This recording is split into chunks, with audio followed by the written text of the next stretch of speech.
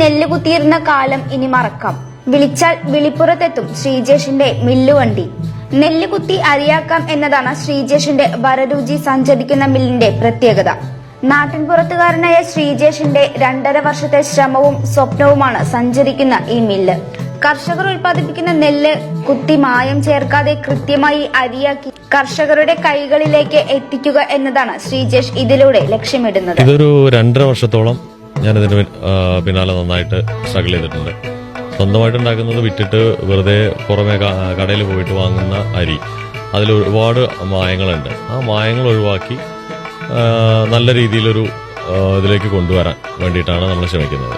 കേരളത്തിന്റെ നെല്ലറയായ പാലക്കാട് ജില്ലയിലെ ഒറ്റപ്പാലം കോതകൃഷിയിലെ കോട്ടപ്പുറത്തെ വീട്ടിൽ ശ്രീജേഷ് ഈ യന്ത്രം വികസിപ്പിച്ചെടുക്കുന്നതിന് ചിലവാക്കിയത് 38 ലക്ഷം രൂപയാണ്. കൃഷിവകുപ്പ് 20 ലക്ഷം രൂപ സഹായം നൽകിയിട്ടുണ്ടായിരുന്നു. സഞ്ചരിക്കുന്ന മില്ല് ട്രാക്ടറിൽ നേരിട്ട് ഘടിപ്പിച്ചാണ് പ്രവർത്തിപ്പിക്കുന്നത്.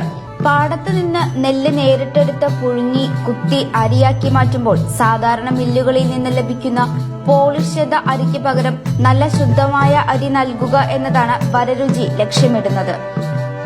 ഒരുപാട് പേർക്ക് ഇതൊരു സ്വയം തൊഴിലായിട്ട് ഇതാക്കാൻ പറ്റും. ഒരാളെ കൊണ്ട് നമുക്ക് റൺ ചെയ്യിക്കാവുന്ന തരത്തിലാണ് നമ്മളത് പ്ലാൻ ചെയ്തിട്ടുള്ളത്.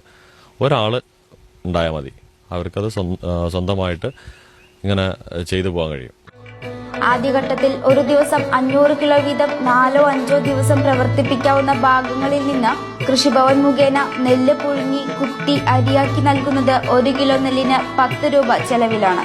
തവിടുള്ളതും ഇല്ലാത്തതുമായ അരി ലഭിക്കുന്നു എന്നതും ഇതിന്റെ പ്രത്യേകതയാണ്.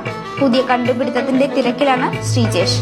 ഈ ചെറുകിട കൃഷിക്കാർക്കും കൂടി ഉണ്ടാവുന്ന തരത്തിൽ വരമ്പ് ഉടച്ച് അതായത് കളച്ച് മറച്ചിട്ട് അത് കൈയോടെ പൊതിഞ്ഞു പോകാവുന്നൊരു സംവിധാനം.